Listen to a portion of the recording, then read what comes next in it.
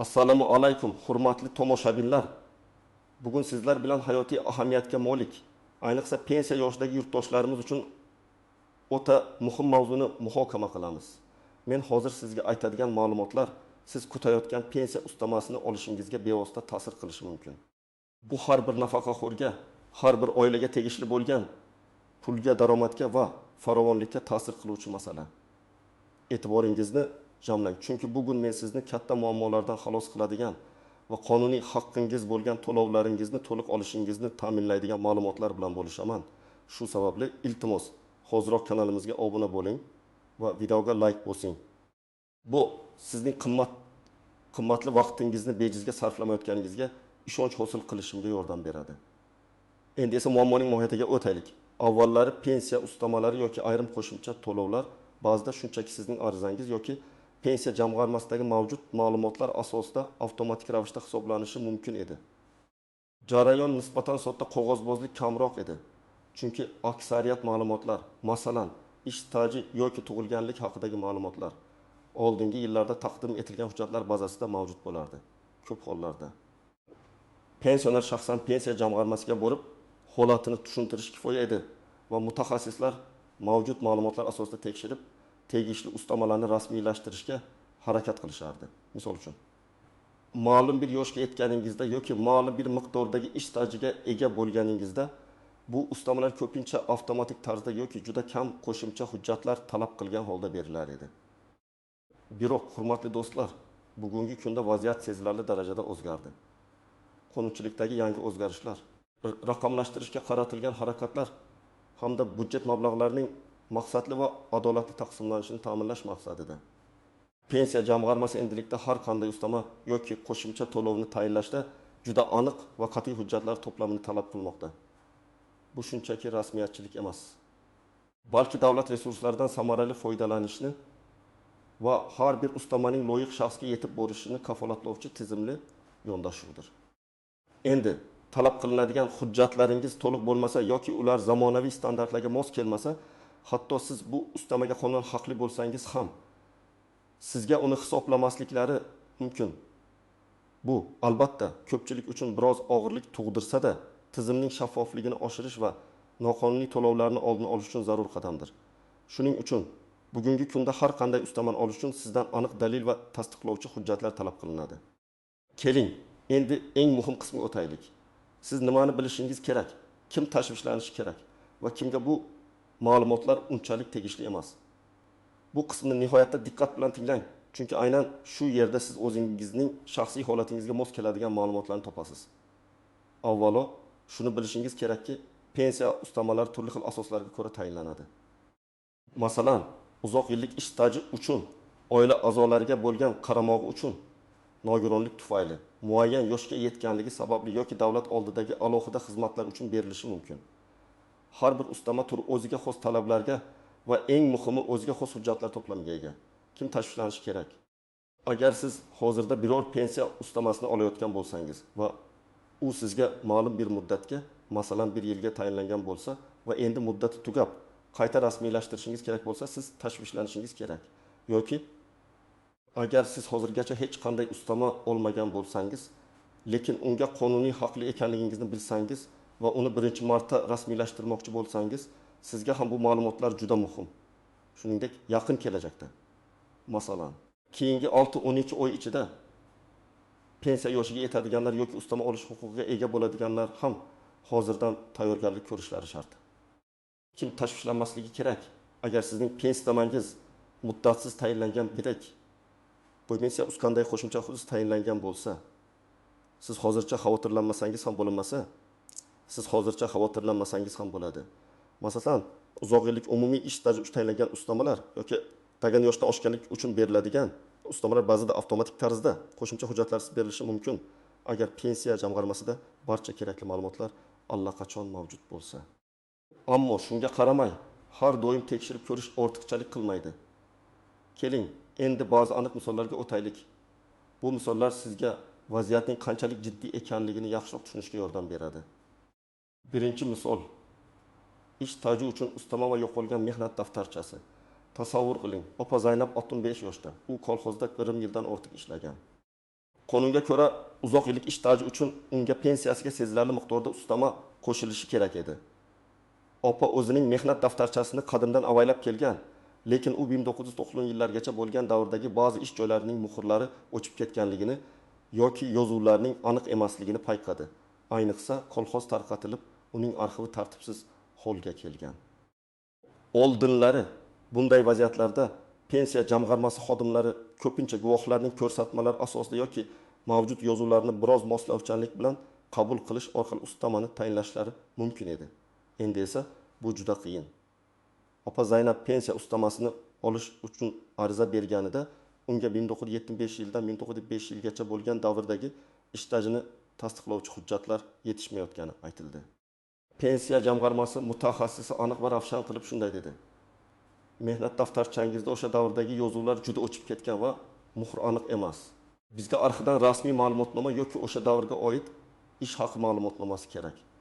Natijada Zaynab opaning pensiyasiga har oy 1000 so'm ustama olish o'rniga u faqat kektazin 1000 so'm ustama bilan kifoyalanishga majbur bo'ldi.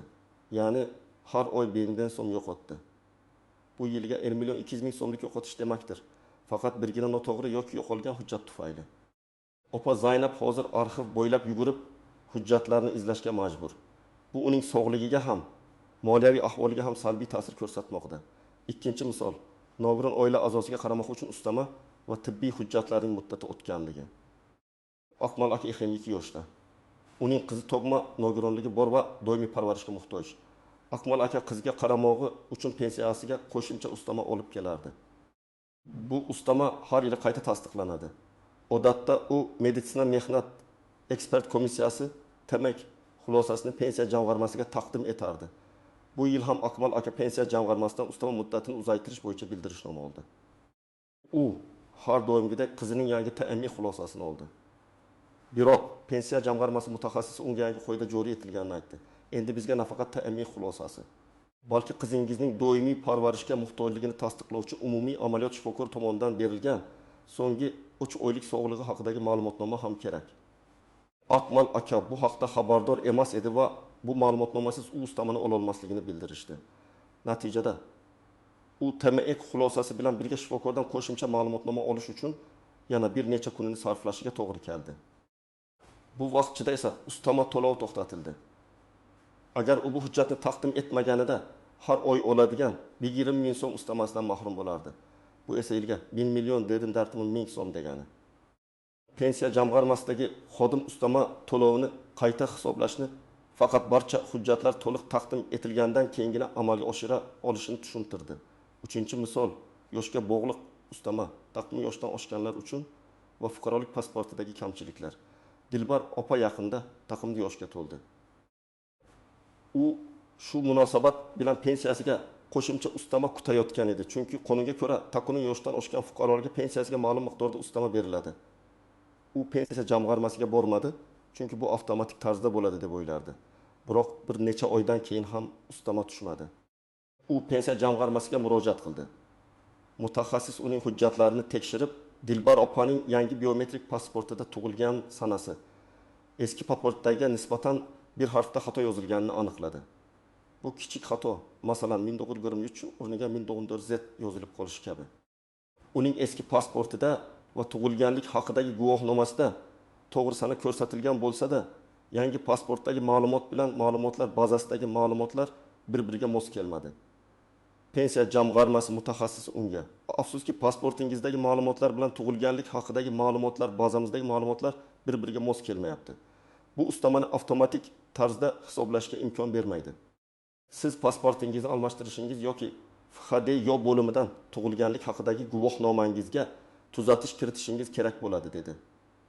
Dilbar opa 8 yoshda pasport almashtirish uchun navbat kutish, qog'ozlar yig'ish azobini boshdan kechirdi. Bu jarayon bir oydan ko'proq vaqtni oldi. Bu davr mobaynida u har oy olish kerak bo'lgan 9.000 so'm ustamadan mahrum bo'ldi. Jami 9.000 so'm miqdorida kamroq pensiya oldi.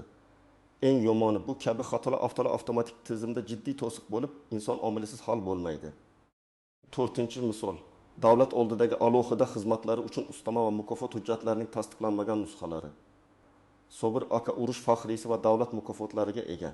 Uning pensiyasiga har doim faxriylik va mukofotlari uchun ustama qo'shiladi. Bu ustamani tasdiqlash uchun odatda tegishli mukofot guvohnomalari yoki faxriy unvon berilganligi haqidagi hujjatlar taqdim etiladi. Bir kuni pensiya jamg'armasidan unga telefon qilishdi va mukofotlarning asl nusxalari yoki notarial tasdiqlangan nusxalari talab qilinishini aytishdi. Sobir aka oldinlari oddiy nusxalar bilan topshirgan edi. Uning ba'zi mukofot guvohnomalarining asl nusxalari yo'qolgan yoki juda eski bo'lganligi sababli yaroqsiz holga kelgan edi. U o'zi taqdim etgan oddiy nusxalar kifoya qiladi deb o'ylagan. Biroq yangi qoidalarga ko'ra endilikda faqatgina asl nusxalar yoki ularning notarial tasdiqlangan nusxalari qabul qilinishi belgilangan. Oddiy nusxalar qabul qilinmaydi.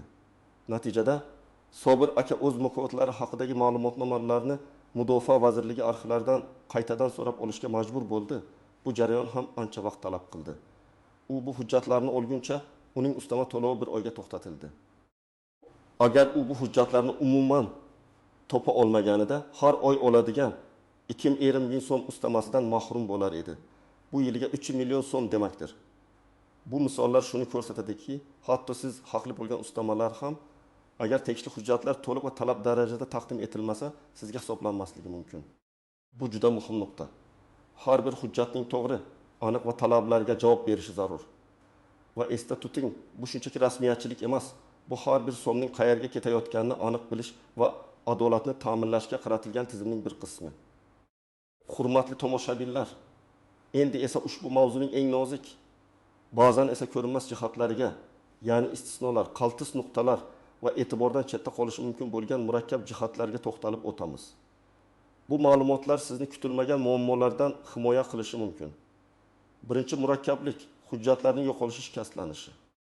Ko'pchilikda, ayniqsa keksa avlod vakillarida mehnat daftarshalari, diplomlar, tug'ilganlik haqidagi guvohnomalar kabi muhim hujjatlar vaqt o'tishi bilan yo'qolishi, yuvilib ketishi, o'qish qiyinlashishi yoki umuman yaroqsiz holga kelishi mumkin.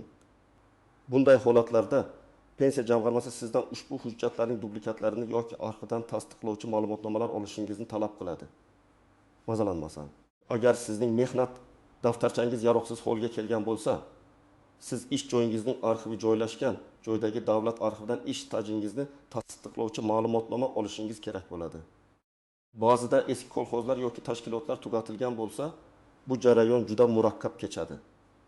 Shuni unutmangki, hujjatlarning dublikatlarini olish va arxiv ma'lumotnomalarini tayyorlatish bir necha hafta, hatto oylar davom etishi mumkin. Bu jarayonga oldindan tayyorlanish juda muhim. Agar buni kechiktirsangiz, ustama to'lovi uzoq muddatga kechikishi yoki umuman to'xtatilishi mumkin. Ikkinchi qaltis nuqta, ism familiyadagi o'zgarishlar va hujjatlardagi nomuvofiqliklar. Ayollar turmushga chiqqandan so'ng familiyasini o'zgartirishi odatiy hol.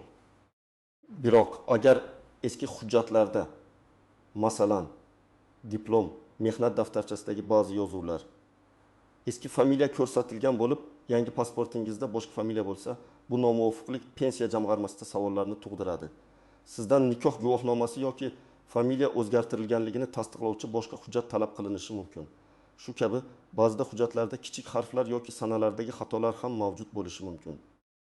Masalan, Qodirov o'rniga Qodirov yozilgan bo'lsa, bu holatlarda siz IFHD bo'limiga murojaat qilib, hujjatlaringizga tegishli tuzatishlar kiritishingiz yoki bu nomuvofiqlikni tasdiqlovchi rasmiy hujjat olishingiz kerak bo'ladi. Bu kabi kichik muammolar pensiya ustamasini olish jarayonini sezilarli darajada sekinlashtirishi mumkin. Uchinchi noaniq jihat vakil orqali harakat qilish. Agar pensioner sog'lig'i sababli shaxsan pensiya jamg'armasiga bora olmasa yoki hujjatlarni to'plashga qodir bo'lmasa, uning vakili harakat qilishi mumkin. Lekin bu yerda muhim bir nuansa bor. Oddiygina qarindoshlik aloqasi yetarli emas. Vakilga notarial tasdiqlangan ishonchnoma berilishi shart. Unda vakilga berilgan vakolatlar aniq ko'rsatilishi kerak. Pensiya jamg'armasidan hujjat olish, ariza yozish, pensiya ustamasi bo'yicha ma'lumot olish va boshqa tegishli harakatlarni amalga oshirish. Agar ishonchnoma umumiy xarakterga ega bo'lsa yoki kerakli vakolatlar aniq ko'rsatilmagan bo'lsa, pensiya jamg'armasi xodimlari uni qabul qilmasligi mumkin. Bu esa yana kechikishlarga sabab bo'ladi. To'rtinchi e'tibordan chetda qolgan holat elektron hujjatlarning qabul qilinishi va raqamli imzo. mamlakatimizda raqamlashtirish jarayonlari faol rivojlanmoqda. Hozirda ko'plab davlat xizmatlari yagona interaktiv davlat xizmatlari portali my.gov orqali ko'rsatilmoqda. Pensiya ustamalarini rasmiylashtirishda ham bu imkoniyatlardan foydalanish mumkin. Biroq hamma hujjatlarni ham elektron shaklda taqdim etish mumkin emas. Ba'zida asl nusxasini talab qilishadi yoki agar siz elektron tarzda ariza yuborsangiz, sizdan elektron raqamli imzo talab qilinishi mumkin. Ko'plab yoshi katta fuqarolar erga ega emaslar va uni qanday olishni bilmaydilar. Shu sababli elektron xizmatlardan foydalanishda ham oldindan tayyorgarlik ko'rish, IR'ni rasmiylashtirish yoki qaysi hujjatlarni shaxsan olib borish kerakligini aniqlashtirish muhim. Ba'zida barcha hujjatlarni onlayn tarzda topshirib bo'lmaydi va pensiya jamg'armasiga shaxsan borishga to'g'ri keladi. 5-noziklik, qonunchilikdagi tez o'zgarishlar. Pensiya qonunchiligi ba'zan o'zgarishlarga uchraydi. Bir yilda amalda bo'lgan qo'yda keyingi yilda biroz o'zgarishi yoki butunlay yangi talablar paydo bo'lishi mumkin. Masalan, bir paytlar ish stajini hisoblash tartibi o'zgargan edi. Yoki qaramog'ida bo'lgan oila a'zolariga beriladigan ustamalar uchun qo'shimcha tasdiqlovchi hujjatlar talab qilina boshlagan. Bu o'zgarishlarni doimiy ravishda kuzatib borish juda muhim, ammo oddiy fuqaro uchun buni qilish qiyin. Shuning uchun pensiya jamg'armasiga murojaat qilishdan oldin har doim hozirgi kunda qanday hujjatlar talab qilinishini telefon orqali yoki shaxsan borib aniqlashtirish tavsiya etiladi. Bu sizni ortiqcha ovoragarchilikdan va vaqt yo'qotishdan qutqaradi. Bu istisnolar va murakkabliklar shuni ko'rsatadiki, pensiya ustamalarini olish jarayoni har doim ham oddiy bo'lavermaydi. Oldindan tayyorgarlik ko'rish, barcha hujjatlarni tartibga solish va yangiliklardan xabardor bo'lish juda muhim. Aks holda siz kutayotgan qo'shimcha daromaddan mahrum bo'lishingiz mumkin. Endi esa eng muhim qismga, ya'ni siz nima qilishingiz kerakligiga o'tamiz. Men sizga aniq va bosqichma-bosqich ko'rsatmalar beraman. Bu sizga pensiya ustamalarini olishda yordam beradi va keraksiz muammolardan qutqaradi. Birinchi qadam, o'zingizning huquqingizni aniqlang. Avvalo siz qanday turdagi pensiya ustamalariga haqli ekanligingizni aniqlab oling. Bu ish stajingiz, yoshingiz, oilaviy ahvolingiz, masalan, nogiron qaramog'ingiz borligi, davlat oldidagi xizmatlaringiz, nogironligingiz yoki boshqa imtiyozli holatlaringiz bilan bog'liq bo'lishi mumkin. Qonunchilikni o'rganing yoki eng yaxshisi pensiya jamg'armasining hududiy bo'limiga murojaat qilib, o'zingizning shaxsiy holatingiz bo'yicha maslahat oling. Ular sizga qaysi ustamalar sizga tegishli bo'lishi mumkinligini tushuntirib berishadi. Bu maslahatni bepul olishingiz mumkin. Ikkinchi qadam, kerakli hujjatlar ro'yxatini to'plang. Pensiya jamg'armasidan maslahat olganingizdan so'ng sizga aniq ustama turi uchun qaysi hujjatlar kerakligini yozib oling. Odatda talab qilinadigan asosiy hujjatlar: 1. Shaxsingizni tasdiqlovchi hujjat, pasport, ID karta. Pensiya guvohnomasi. 2. Mehnat daftarchasi yoki ish stajini tasdiqlovchi arxiv ma'lumotnomalari, agar mehnat daftarchasida kamchiliklar bo'lsa. Nikoh guvohnomasi yoki familiya o'zgarganligi haqidagi guvohnoma, agar tegishli bo'lsa. Tug'ilganlik haqidagi guvohnoma. 6. Agar ustama nogironlik bilan bog'liq bo'lsa, TME xulosasi, tibbiy ma'lumotnomalar, shifokor xulosalari. Agar ustama qaramog'idagi oila a'zosi uchun bo'lsa, oila a'zosining tug'ilganlik haqidagi guvohnomasi, nogironligi haqidagi hujjatlar, oila tarkibi haqidagi ma'lumotnoma. Agar ustama davlat mukofotlari yoki unvonlar uchun bo'lsa, tegishli guvohnomalar, ordenlar, medallar yoki ularning notarial tasdiqlangan nusxalari. 9. Bank hisob raqamingiz haqidagi ma'lumotnoma. Har bir hujjatning asl nusxasini va bir nechta nusxasini tayyorlab qo'ying. Hujjatlarning asl nusxalari faqat ko'rsatish uchun pensiya jamg'armasi ularning nusxalarini olib qolishi mumkin. 3-qadam, yo'qolgan yoki shikastlangan hujjatlarni tiklash. Agar yuqoridagi hujjatlardan birortasi yo'q yoki shikastlangan bo'lsa, ularni tiklash choralarini ko'ring. Mehnat daftarchasi uchun oxirgi ish joyingizning kadrlar bo'limiga yoki tashkilot joylashgan arxivga murojaat qiling. Agar tashkilot tugatilgan bo'lsa, davlat arxivlaridan yordam so'rang. Bu jarayon uzoq davom etishi mumkin. Shuning uchun bunga oldindan tayyorlaning. Tug'ilganlik yoki nikoh guvohnomasi uchun FHDYO bo'limiga murojaat qiling va dublikat oling. Tibbiy hujjatlar uchun siz davolangan tibbiyot muassasasiga, poliklinikaga yoki TMEga murojaat qiling. Mukofot hujjatlari uchun mukofotni bergan tashkilotga masalan Mudofaa vazirligi, Ichki ishlar vazirligi murojaat qilib, ma'lumotnoma yoki dublikat so'rang. Har doim hujjatlarni olish uchun bergan arizangizning nusxasini olib qoling va uning qabul qilinganligi haqidagi sanani qayd eting. Bu kelajakda qandaydir muammolar yuzaga kelganda foydali bo'ladi. 4-qadam, pensiya jamg'armasiga murojaat qiling. Hujjatlaringiz to'liq va tartibli bo'lgach, pensiya jamg'armasining hududiy bo'limiga murojaat qilishingiz mumkin. Murojaat qilishning ikki asosiy yo'li bor. Shaxsan bo'lish eng ishonchli yo'l. Shaxsan bo'lib, mutaxassisga barcha hujjatlarni taqdim eting. Arizani to'g'ri to'ldiring. Savollaringiz bo'lsa, joyida hal qiling. Borganingizda albatta barcha hujjatlaringizning AESL nusxalarini o'zingiz bilan olib boring, ularni ko'rsatishingiz shart. 2. Yagona interaktiv davlat xizmatlari portali my.tokgugud.uz orqali agar sizda elektron raqamli imzo eri bo'lsa, ba'zi turdagi ustamalarga onlayn ariza berishingiz mumkin. Bu qulay usul, ammo hujjatlarning elektron nusxalarini sifatiga va ularning barcha talablariga javob berishga ishonch hosil qiling. Agar onlayn ariza berish imkoniyatingiz bo'lmasa, shaxsan borishni afzal biling. 5-qadam, arizani to'g'ri to'ldiring va ro'yxatdan o'tkazing. Pensiya jamg'armasida sizga beriladigan arizani diqqat bilan to'ldiring. Barcha ma'lumotlarni aniq va to'g'ri kiriting. Hech qanday ma'lumotni yashirmang. Arizani topshirganingizdan so'ng uning ro'yxatdan o'tkazilganligi haqidagi tasdiqlashni oling. Bu tasdiqlashda arizangizning ro'yxat raqami va qabul qilingan sanasi ko'rsatilgan bo'lishi kerak. Bu kelajakda arizangizning ko'rib chiqilish holatini kuzatish uchun muhimdir. 6-qadam, javobni kuting va harakat qiling. Pensiya jamg'armasi arizangizni ko'rib chiqish uchun ma'lum bir muddatga ega. Bu muddat odatda 15 ish kunini tashkil qiladi. Agar sizga ustama tayinlansa, siz bu haqda xabarnoma olasiz va u pensiyangizga qo'shib berila boshlaydi. Agar sizning arizangiz rad etilsa, rad etishning sabablari ko'rsatilgan rasmiy yozma javobni talab qiling. Bu yozma javob asosida siz kamchiliklarni bartaraf etish yoki qarorni yuqori turuvchi organga, masalan, Oliy sudga yoki prokuraturaga shikoyat qilish huquqiga egasiz. Rad javobini olganingizdan so'ng darhol harakat qiling. Chunki shikoyat qilish uchun ma'lum muddatlar belgilangan bo'lishi mumkin. Bu qadamlarni jiddiy qabul qiling, hurmatli do'stlar. Sizning qimmatli vaqtingizni va pulingizni tejashga yordam beradigan eng samarali yo'l shu. Xulosa qilib aytganda, hurmatli tomoshabinlar, bugungi kunda pensiya ustamasini olish uchun faqatgina unga haqli bo'lishning o'zi yetarli emas. Eng muhimi talab qilinadigan barcha hujjatlarni to'liq, to'g'ri va belgilangan tartibda taqdim etishdir. O'z vaqtida tayyorgarlik ko'rish, kerakli hujjatlarni oldindan to'plash va ularning haqiqiyligini tekshirish sizni ko'plab muammolardan xalos qiladi va qonuniy haqqingiz bo'lgan qo'shimcha to'lovlarni hech qanday to'siqsiz olishingizni ta'minlaydi. Bu ma'lumotlar siz uchun foydali bo'ldi degan umiddaman. Iltimos, ushbu video ostida o'z fikrlaringizni, savollaringizni va shaxsiy tajribalaringizni yozib qoldiring. Bu boshqa tomoshabinlar uchun ham juda foydali bo'lishi mumkin. Videoga like bosishni va kanalimizga obuna bo'lishni unutmang. Chunki biz sizning huquqlaringiz va farovonligingiz uchun muhim ma'lumotlar bilan muntazam ravishda bo'lishib boramiz. Keyingi videolarda ko'rishguncha